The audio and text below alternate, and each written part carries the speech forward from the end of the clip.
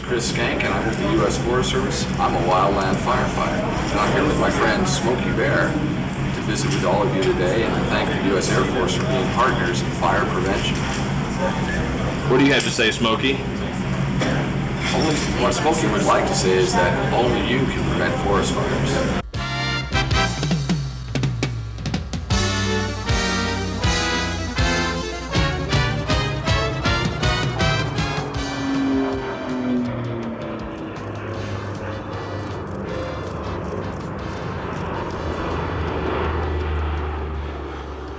In the United States, fires burn an average of 2 to 3 million acres of forest and grasslands annually. However, in unusually dry years, these figures can be much higher. Now, some of this burning is good and is part of the natural process of woodland renewal, but there are times when the U.S. Forestry Service must stop fire to protect life and property. When situations dictate, the Forestry Service utilizes a fleet of commercial aerial tankers to assist in the fight. Yet, there are times when even this may not be enough. For that reason, the Congress has authorized the Forestry Service to enlist the help of the United States Air Force whenever they may be close to expending all of their normal resources.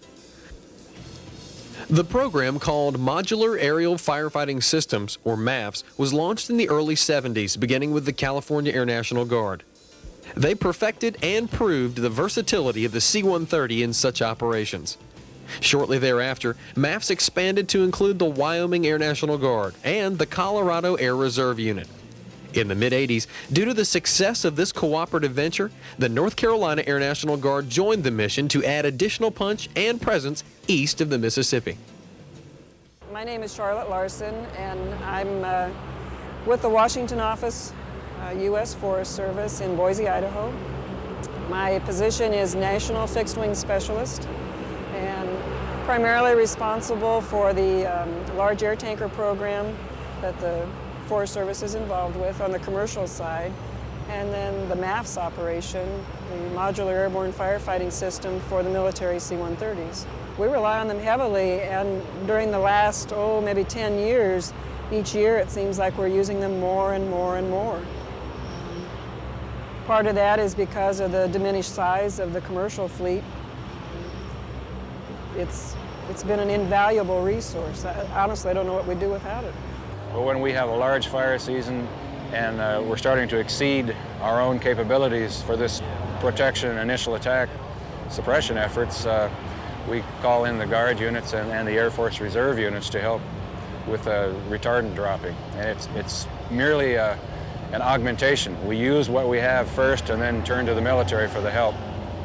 Well, I guess I have to be quite frank with that, and some of the major drainages that we've been trying to run have been somewhat ineffective at some times because of some of the tightened corners, or either that or some of the long, really long extreme runs that we want to run on a ridgetop, and the MAFs have strung those out long enough to have more continuous line than we've had with the brakes in some of our other operations at times. So it's been extremely effective on the major ridges, more so than even our smaller commercial tankers have been. Oh no, there have never been any negative comments from what we've heard from any ground people. In fact, they said they were knee-deep in retardant the other day, and it was great. They've been having a heck of a time holding this thing on some of the spots. We've had extreme problems with spotting, and the MAFs seem to be, at least what they're setting up for with a 30 PSI or somewhat in that range, have been extremely effective. There have been no negative comments whatsoever. In fact, we've had them, I think, now for about 5 days. We've had them out here every single day. They've picked up our spot fires. They've been very effective working on those longer areas. We've worked helicopters in some of the areas that we had MAFs in to pick up some of the small places that they couldn't get, and we could have got by with a lot of areas with MAFs and helicopters alone.